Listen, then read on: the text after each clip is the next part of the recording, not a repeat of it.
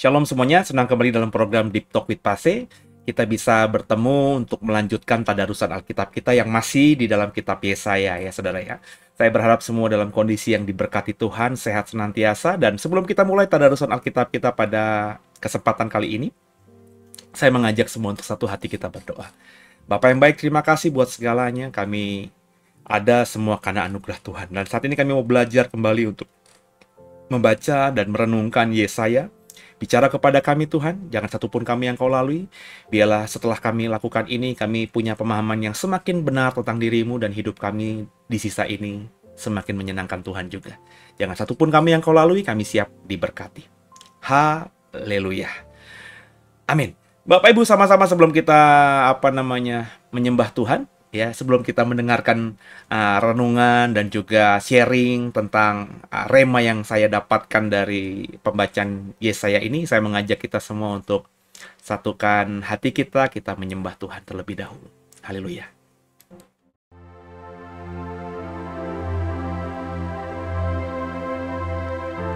Tak selalu Tuhan menjawab doa, namun Dia beri yang terbaik di waktu yang tepat. Izinkanlah Tuhan turut bekerja, yang mustahil menjadi mungkin oleh karena percaya. Tak selalu Tuhan menjawab doa, namun Dia beri yang terbaik di waktu yang tepat. Izinkanlah Tuhan untuk bekerja, yang mustahil menjadi mungkin oleh karena percaya. Yesus mendengar lebih dari yang kudoakan. Yesus menjawab lebih dari yang kuharapkan. Dengan caranya di waktu yang tepat, ku kan melihat Dia jadikan semua. Mari saudara kembali kita menyanyi, menyembah Tuhan. Tak selalu Tuhan menjawab doa, namun Dia beri yang terbaik di waktu yang tepat. Izinkanlah Tuhan untuk bekerja, yang mustahil menjadi mungkin oleh karena percaya. Yesus mendengar lebih dari yang kudoakan. Yesus menjawab lebih dari yang kuharapkan. Dengan caranya di waktu yang tepat, ku kan melihat Dia jadikan semua. Yesus mendengar lebih dari yang ku doakan. Yesus menjawab lebih dari yang ku harapkan. Dengan caranya di waktu yang tepat, ku kan melihat Dia jadikan semua. Haleluya. Mari sama-sama kita menyembah Tuhan. Kami memuji-Mu, kami menyembah-Mu Tuhan, Allah yang hidup, Allah yang perkasa, penasehat ajaib kami. Haleluya. Kami bersyukur punya Allah seperti-Mu, Allah yang perkasa, Allah yang ajaib, penasehat ajaib kami, Allah yang Immanuel, menyertai kami, menolong kami. Terima kasih Tuhan buat segala kebaikan-Mu, buat segala pertolongan-Mu di sepanjang hidup kami. Kami menyembah-Mu, Allah yang hidup, Allah yang perkasa, Yesus Tuhan. Terpujilah nama-Mu Tuhan, kami mau menyembah-Mu. Haleluya. Selalu Tuhan menjawab doa, namun Dia beri yang terbaik di waktu yang tepat.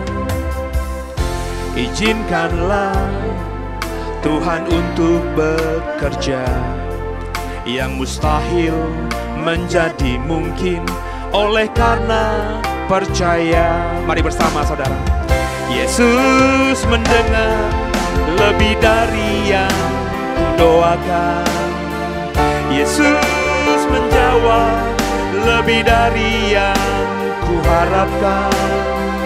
Dengan caranya di waktu yang tepat, ku kan melihat Dia jadikan semua. Ku kan melihat Dia jadikan semua. Ku kan melihat, haleluya, Dia jadikan semua. Terpujilah nama Tuhan. Haleluya. Shalom semuanya.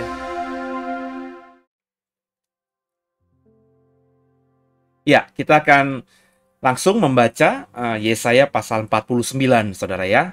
Dan kita akan coba merenungkan dan meminta Roh Kudus. Kita sudah berdoa tadi agar melawat kita sehingga kita mendapatkan rema dari pasal 49 kitab Yesaya ini. Kita akan mulai baca. Perikopnya diberi judul Hamba Tuhan sebagai terang di tengah-tengah segala bangsa, ya. Ayat 1 bersama dengan saya, saudara ya. Dengarkanlah aku, hai pulau-pulau, perhatikanlah hai bangsa-bangsa yang jauh. Tuhan telah memanggil aku sejak dari kandungan, telah menyebut namaku sejak dari perut ibuku. Ia telah membuat mulutku sebagai pedang yang tajam dan membuat aku berlindung dalam naungan tangannya. Ia telah membuat aku menjadi anak panah yang runcing dan menyembunyikan aku dalam tabung panahnya. Ia berfirman kepadaku, engkau adalah hambaku, Israel, dan olehmu aku akan menyatakan keagunganku. Tapi aku berkata, aku telah bersusah-susah dengan percuma dan telah menghabiskan kekuatanku dengan sia-sia dan tak berguna. Namun hakku terjamin pada Tuhan dan upahku pada Allahku. Maka sekarang firman Tuhan yang membentuk aku sejak dari kandungan untuk menjadi hambanya, untuk mengembalikan Yakub kepadanya, dan supaya Israel dikumpulkan kepadanya, maka aku dipermuliakan di mata Tuhan, dan Allahku menjadi kekuatanku. Firman-Nya, terlalu sedikit bagimu hanya untuk menjadi hambaku, untuk menegakkan suku-suku Yakub dan untuk mengembalikan orang-orang Israel yang masih terpelihara. Tapi aku akan membuat engkau menjadi terang bagi bangsa-bangsa, supaya keselamatan yang daripadaku sampai ke ujung bumi. Beginilah firman Tuhan, penebus Israel, Allahnya yang Maha Kudus, kepada Dia yang dihinakan orang, kepada Dia yang dijijikkan bangsa-bangsa, kepada hamba penguasa-penguasa. Raja-raja akan melihat perbuatanku, lalu bangkit memberi hormat, dan pembesar-pembesar akan sujud menyembah. Oleh karena Tuhan yang setia, oleh karena yang Maha Kudus, Allah Israel yang memilih engkau. Sion dipulihkan. Beginilah firman Tuhan. Pada waktu aku berkenan, aku akan menjawab engkau. Dan pada hari aku menyelamatkan, aku akan menolong engkau. Aku telah membentuk dan memberi engkau menjadi perjanjian bagi umat manusia, untuk membangunkan bumi kembali dan untuk membagi-bagikan tanah pusaka yang sudah sunyi sepi, untuk mengatakan kepada orang-orang yang terkurung, keluarlah. Kepada orang-orang yang ada di dalam gelap, tampillah. Di sepanjang jalan mereka seperti domba yang tidak pernah kekurangan rumput, dan di segala bukit gundul pun tersedia rumput bagi mereka. Mereka tidak akan menjadi lapar dan haus, angin hangat dan terik matahari tidak akan menimpa mereka. Sebab penyayang mereka akan memimpin mereka dan akan menuntun mereka ke dekat sumber-sumber air. Aku akan membuat segala gunungku menjadi jalan, dan segala jalan rayaku akan kuratakan. Lihat, ada orang yang datang dari jauh, ada dari utara dan dari barat, dan ada dari tanah Sinim. Bersorak-sorailah, hai langit, bersorak-soraklah, hai bumi, dan bergembiralah dengan sorak-sorai, hai gunung-gunung. Sebab Tuhan menghibur umatnya dan menyayangi orang-orangnya yang tertindas. Sion berkata, Tuhan telah meninggalkan aku, dan Tuhanku telah melupakan aku. Dapatkah seorang perempuan melupakan bayinya, sehingga ia tidak menyayangi anak dari kandungannya? Sekalipun dia melupakannya, aku tidak akan melupakan engkau. Lihat, aku telah melukiskan engkau di telapak tanganku. Tembok-tembokmu tetap di ruang mataku. Orang-orang yang membangun engkau datang bersegera, tetapi orang-orang yang merombak dan merusak engkau meninggalkan engkau. Angkatlah mukamu dan lihatlah sekeliling. Mereka semua berhimpun datang kepadamu. Demi aku yang hidup, demikianlah firman Tuhan. Sungguh, mereka semua akan kau pakai sebagai perhiasan, dan mereka akan kau lilitkan seperti yang dilakukan pengantin perempuan. Sebab tempat-tempatmu yang tandus dan sunyi sepi, dan negerimu yang dirombak, sungguh sekarang terlalu sempit untuk sekian banyak pendudukmu, dan orang-orang yang mau menelan engkau akan menjauh.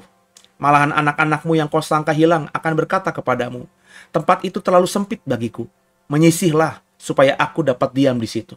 Maka engkau akan berkata dalam hatimu, siapakah yang telah melahirkan sekalian ini bagiku? Bukankah aku bulus dan mandul, diangkut ke dalam pembuangan dan disingkirkan? Tapi anak-anak ini, siapakah yang membesarkan mereka? Sesungguhnya aku tertinggal seorang diri, tapi mereka ini, dari manakah datangnya? Beginilah firman Tuhan Allah. Lihat, aku akan mengangkat tanganku sebagai tanda untuk bangsa-bangsa, dan memegang dan memasang panji-panjiku untuk suku-suku bangsa.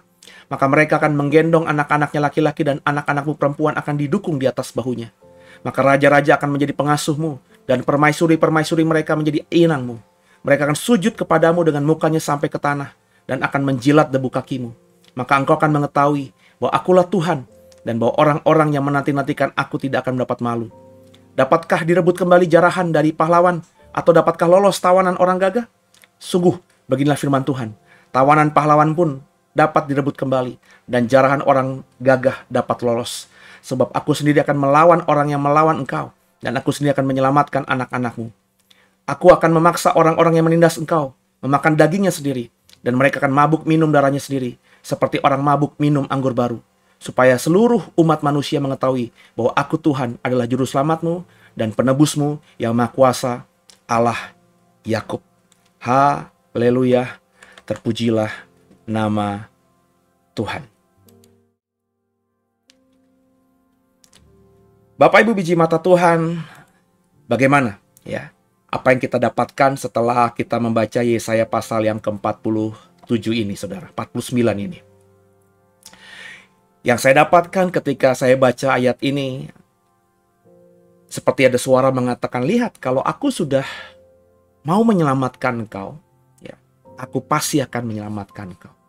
Kalau aku mau menolong engkau, Aku pasti akan menolongmu dengan sungguh. Meskipun kalau kita baca tadi ada kalimat yang menarik, Saudara. Mana tadi ya? Ada. Perhatikan baik-baik ya. Ketika Tuhan mau menyelamatkan kita, ya, Dia akan menuntun kita. Ya, ada kalimat di dalam ayat 11 ini.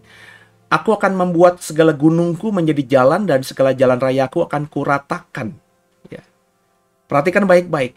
Tetap kita akan melewati gunung-gunung. Ya. Tentu kita akan melewati jalan-jalan raya yang berat-berat ya. Tapi semua itu kata Tuhan akan kutolong kau. Bahkan jalan raya itu kuratakan. Kuratakan ini Bapak Ibu jangan menafsirkannya mistis gitu ya. Bahwa jalan raya yang berkelok-kelok itu, yang naik turun itu tiba-tiba nanti kalau Tuhan tolong akan rata begitu. Enggak juga. Diratakan di sini maksudnya kita akan melewatinya seperti kita melewati jalan yang rata. Bukan lagi jalan yang naik turun. Bukan lagi jalan yang berkelok-kelok. Tapi seperti melewati jalan rata. Tapi jalannya tetap naik turun. Jalannya tetap bergelombang. Kalau di depan gunung, kalau kita disuruh Tuhan maju terus, kita akan tetap naik ke gunung itu. Tapi seolah-olah kita akan melewati jalan yang rata. Artinya semua capai kita, lelah kita, energi kita yang kita keluarkan itu kembali feedbacknya ke kita dengan sukacita. Sehingga kita melewatinya dengan enak aja, dengan nyaman aja. Ya, gimana ya, Ci? Saya dapat tiba-tiba ingat ketika saya bawa beberapa kali rombongan naik ke Gunung Sinai gitu, Saudara ya. Ada banyak orang yang berpikir gitu ya, Saudara ya, bahwa kalau naik ke atas sana pasti akan capek gitu ya. Pasti nanti pikirnya akan mesti cari tukang pijet karena pasti encok gitu ya kalau yang sudah tua. Ya. Memang capek, Saudara ya. Memang capek ya. Kita di Saint Catherine itu nggak jauh dari biara Saint Catherine itu di Sinai itu kita naik unta ya. Sekian lama di pertengahan ya, terus kita melanjutkan dengan jalan kaki naik ke bukit yang berbatu-batu. Ya, memang ada batu-batunya tapi batu-batunya itu antara seperti tangga gitu ya, dari batu satu ke batu lainnya itu naiknya cukup tinggi ya, sekitar 30 cm ya, 20 cm, ada yang 50 cm, sehingga ketika kita narik badan kita ke atas itu ya berat sekali. Ada beberapa teman-teman tuh pasti di pertengahan perjalanan itu udah gue gak kuat, gue capek lah, gue gak kuat lah. Tapi ketika melihat teman-teman lain, apalagi kalau anak-anak kecil ya yang ikut naik ya, anak-anak usia belasan itu kan nggak ada capeknya dia. Mereka sukacita sambil menyanyi-nyanyi gitu ya. Kita yang udah berusia ini jadi semangat lagi naik ke atas gitu ya. Dan ketika sampai di atas ya terbayarkan ya, dapat suasananya, dapat momennya, ya bisa membayangkan lah. Kira-kira ketika Musa itu ada di atas gunung itu gitu ya. Dan ketika kita pulang capek juga ya, terengah-engah juga, berhenti berapa kali juga gitu ya. Tapi faktanya ketika kita sampai di hotel gitu ya, terus kita mandi dan ada waktu tidur beberapa saat, kemudian besok pagi kita sarapan dan langsung pergi lagi ya. Karena di Saint Catherine itu kita biasanya nggak berhari-hari, paling cuma semalam, itu pun hotelnya juga karena hotel yang biasa saja gitu ya. Dan pokoknya asal bisa tidur dan kita bisa melanjutkan perjalanan itu luar biasa ya. Nggak ada capeknya tuh. Coba bayangin misalnya kalau kita naik gunung ya, Gunung Salak atau gunung apa gitu ya. Kita naik ke gunung terus kita turun lagi ya. Kalau Bapak Ibu tidak terbiasa naik gunung dan Bapak Ibu bisa sampai ke puncak gunungnya, itu besok-besoknya pasti kita akan cuti. Cuti kerja ya, karena badan semua ringsek, capek, kayak lelah dan seterusnya. Tapi kalau kita trip ke Holy Land gitu ya, itu kadang-kadang kan kita tripnya tuh ke Mesir dulu baru ke Israel. Berarti naik ke Sinai dulu, terus kemudian kita perjalanan ke Kairo lagi, muter-muter di gereja gantung dan sekitarnya di Kairo tuh mungkin semalam atau 2 malam ya. Belum lagi kalau kita dibawa ke apa namanya, hotel-hotel yang indah di tepi laut mati gitu ya, atau di apa namanya, hotel-hotel yang bagus di Sinai, maafkan, di Kairo ya. Itu rata-rata di Mesir bisa 3 malam.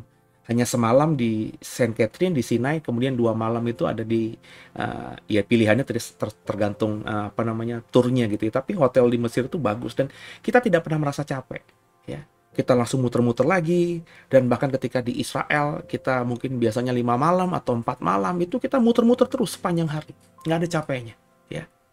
Itu yang saya pikir, kalau kita memang niatnya datang kepada Tuhan, karena setiap kita yang mau bayar harga ya, buang uang tanda kutip 30 jutaan ya, 40 jutaan tergantung turmu gitu ya, untuk bisa ke Israel ya, perjalanan tur rohani gitu ya, kita buang uang segitu, kita kan niatnya itu ingin apa, merasakan aura-aura tempat ketika Tuhan Yesus dulu hidup dan berjalan-jalan gitu ya.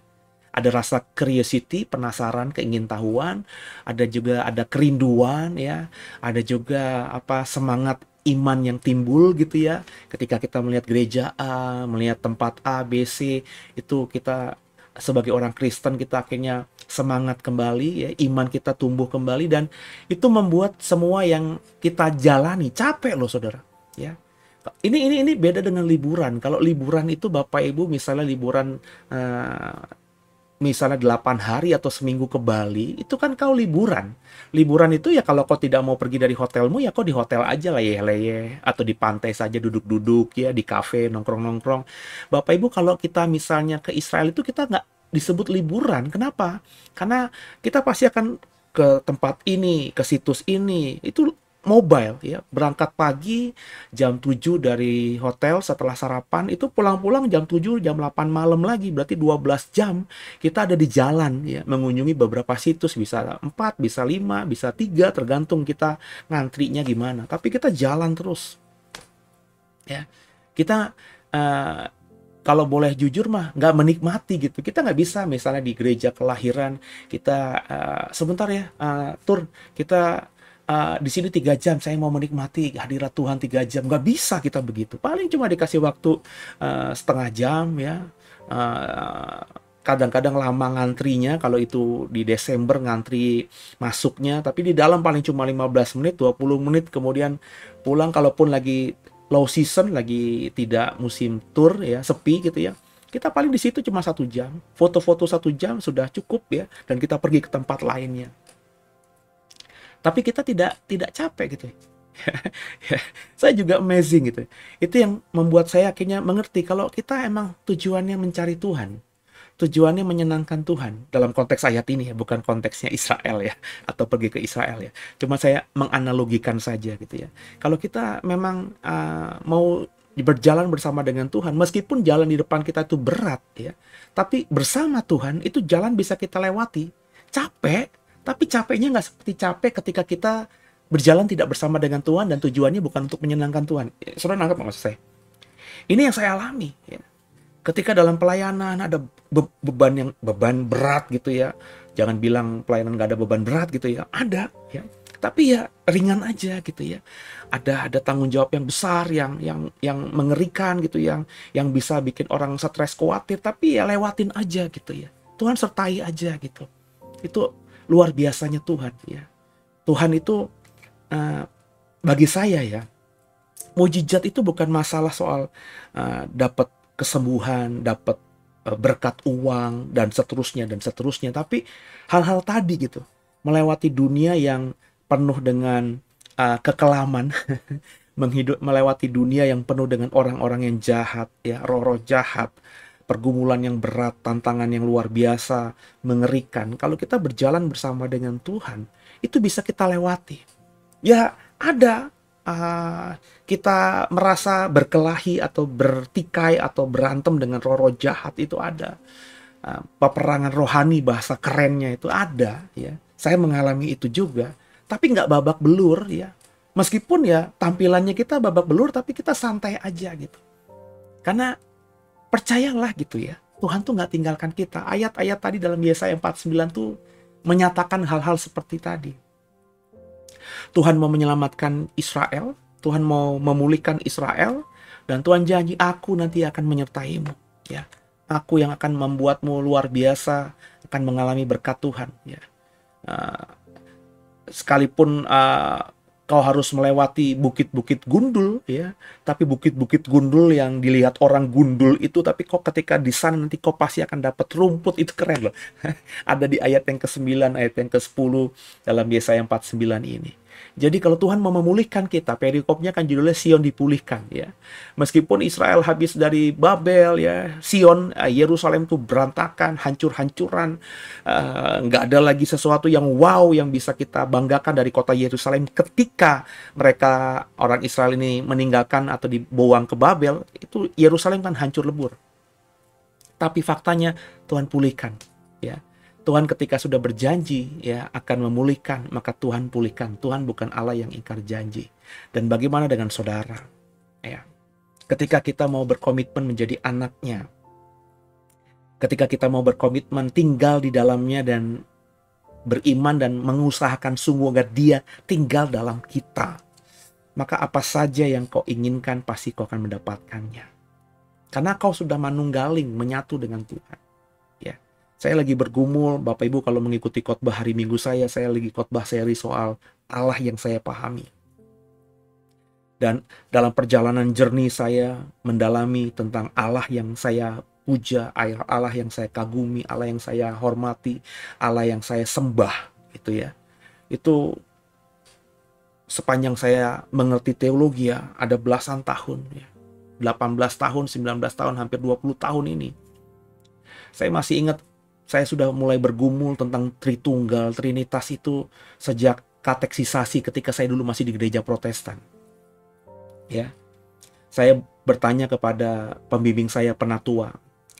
Saya masih ingat siapa namanya, cuman tidak saya mau sebutkan karena siapa tahu nanti ada anak mantu cucunya yang dengarkan gitu ya. Ini sudah almarhum beliau. Ya, usianya lebih tua dari bapak saya, meninggal juga lebih dahulu dari almarhum bapak saya. Dia mengajarkan karena saat itu kita nggak punya pendeta jemaat ya. Pendeta jemaat lagi ada peralihan dan kita belum mendapatkan pendeta pengganti, atau pendeta kita pendeta jemaat kita itu mau dimutasi ya, dan dalam proses peralihan ya mau pindah ke gereja lain dan kami lagi menunggu pendeta baru. Itulah ada waktu kateksisasi, kan kateksisasi di gereja Protestan itu setiap tahun sekali pasti ada. Dan kami akhirnya dibimbing oleh penatua yang paling senior. Soal masuk Tritunggal itu saya bertanya jujur aja. Gimana sih ngejelasin Tritunggal itu? Ya. Kok Allah itu katanya Esa tapi 3 pribadi? Ya. 3 pribadi tapi 1 hakikat. Ya. Allah itu Allah Bapa beda dengan Allah Anak, beda dengan Allah Roh Kudus. Tapi mereka itu sama, itu gimana ngejelasinnya? Ya. Saya sudah bergumul soal itu sejak SMA. Kateksisasi saya umur 17 tahun, berarti itu usia saya SMA, usia ya 17 tahun ya, menjelang saya punya KTP, karena kateksisasi kan kurang lebih di usia itu ketika kita sudah dianggap dewasa secara warga negara punya KTP kan.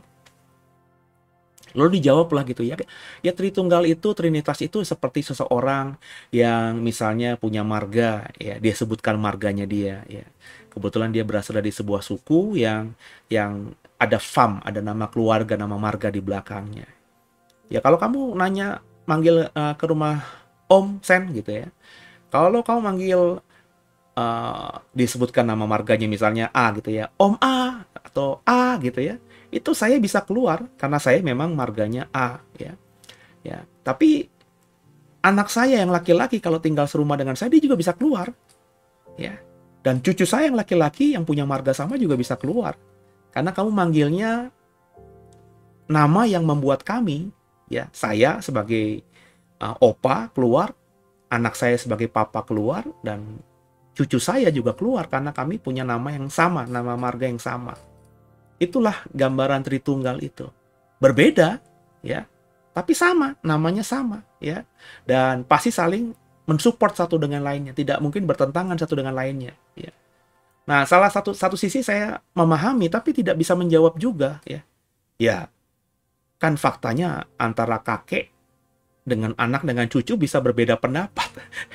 Dalam keluarga kita kan sering ribut gitu. Apakah terus saya mikir kalau itu sama, analogi itu pas buat Bapa, Anak, dan Roh Kudus, apakah anak pernah bertikai terhadap Bapa yang punya rencana sesuatu? Kan nggak mungkin gitu ya. Ada banyak gambaran-gambaran yang apa namanya, yang berusaha dipakai orang untuk menjelaskan soal Tritunggal ini. Dan jujur aja setelah saya mendalami teologi, saya semakin bingung juga. Bukan bingung akhirnya saya tidak punya iman ya, saya jadi hanya mengimani saja ya. Untuk hal-hal lain ketika mereka tidak kita singgungkan, kita ngomongin Bapa, kita ngomongin Yesus sendiri, kita ngomongin Roh Kudus nih, saya nggak punya masalah. Tapi ketika digabungkan itu bermasalah. Perjalanan panjang ya. Dan saya baru bertemukan jawabannya. Dan ketika saya menemukan jawabannya ya tadi ya sebenarnya apa namanya, meskipun capek ya karena ada butuh pergumulan ya, ini saya badan saya bisa dibawa kemana-mana. Kayak tadi hari ini saya ajak anak saya makan bakmi karena lagi liburan. Terus drop anak saya yang janjian sama temannya di satu mall di Serpong. Terus saya bawa anak saya yang mau ulang tahun yang kedua untuk ya beli apa yang dia mau, begitulah ya. Ada berkat, dia mau apa gitu kan kita beliin. Ya, tapi meskipun badan saya jalan ke beberapa tempat di hari ini, ya saya terus berpikir ya tentang pergumulan ini ya. Jadi meskipun kayaknya saya pikir terus, tapi saya santai melewatinya, nyantai aja.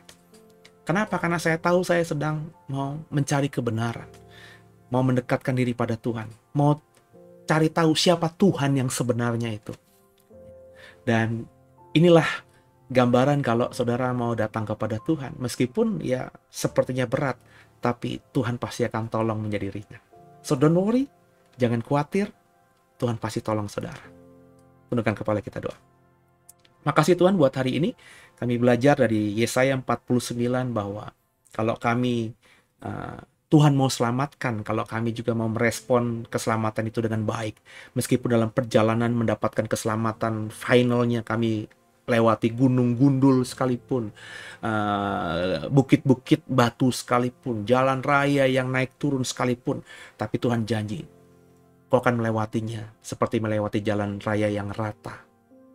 Berat, capek, tapi tidak akan membuatmu lelah, sebab aku pasti akan menyertaimu. Terima kasih Tuhan, biarlah kami semua akhirnya punya iman yang seperti ini, yang akhirnya bisa melewati semua tantangan hidup kami di dunia ini, bahkan hantaman-hantaman dari dunia ini terus confirm, jalan terus dalam jalannya Tuhan.